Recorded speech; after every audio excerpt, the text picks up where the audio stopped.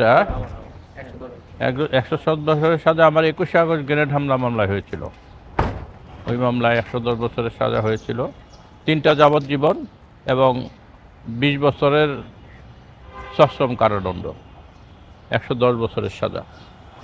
আর 110 বছরের সাজা হয়েছিল 21শে আগস্ট গ্রেনেড হামলা মামলায় সাজানো সাজা। আমার যে সাজা, আমাদের চেয়ারম্যান বর্তমান মাননীয় প্রধানমন্ত্রী জনাব তারেক রহমানের সাজা এবং আমার সাজা একই সাজা। তারও সাজা হয়েছিল একই অবস্থায় দুজনেরই। এবং এটা সাজানো মামলা। আমরা এই মামলায় মাননীয় হাইকোর্ট থেকে আমরা বেকসুর খালাস হয়ে এই মামলা থেকে 8 বছর পরে আমি বেরিয়ে আসি। একটানা 8 বছর জেলে ছিলাম। এই মামলা থেকে বেকসুর খালাস হয়ে বেরিয়ে আসি আমি।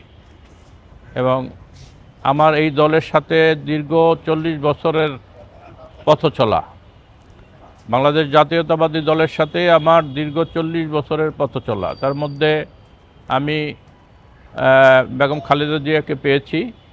বেগম খালেদা জিয়ার সাথে রাজনীতি করার সৌভাগ্য আমার হয়েছে। তার দিক নির্দেশনায়, পথ নির্দেশনাতেই আমি রাজনীতি করতাম। বসুন্ধরা টিস্যু, অশুদ্ধতার বিরুদ্ধে এক বিন্দুও ছাড় নয়। দীর্ঘ সময় তাকে পেয়েছি আমি। আর দীর্ঘ 17 বছর, তার ভিতরে 8 বছর কিন্তু আমি জেলেই ছিলাম। বাকি সময়টা, বাকি 8-9 বছর আমাকে পলাতক জীবনযাপন করতে হয়েছে। অনেক মামলার আসামি ছিলাম। 21শে আগস্ট গ্রেনেড মামলা ছাড়াও আমার নামে প্রায় 55 থেকে 60টা মামলা ছিল। এই যে বেশিরভাগ মামলাতেই আমার জামিন ছিল না, জামিন নেওয়ার কোনো সুযোগই পাইনি। আমি পলাতক জীবনযাপন করেছি এবং এই অবস্থাতেই রাজপথে সক্রিয় ছিলাম। দলের প্রতিটা প্রোগ্রাম, প্রতিটা কর্মসূচি সফল করার চেষ্টা করেছি রাজপথে থেকে। 21শে আগস্ট গ্রেনেড হামলা মামলায় আমাদেরকে যখন গ্রেপ্তার করা হলো, প্রায় 21 দিন আমি রিমান্ডে ছিলাম। আবার হাতে পায়ে বেরি পরানো অবস্থায় ছিলাম। 21 দিন রিমান্ডে ছিলাম। অকথ্য নির্যাতন করা হয়েছে আমাকে।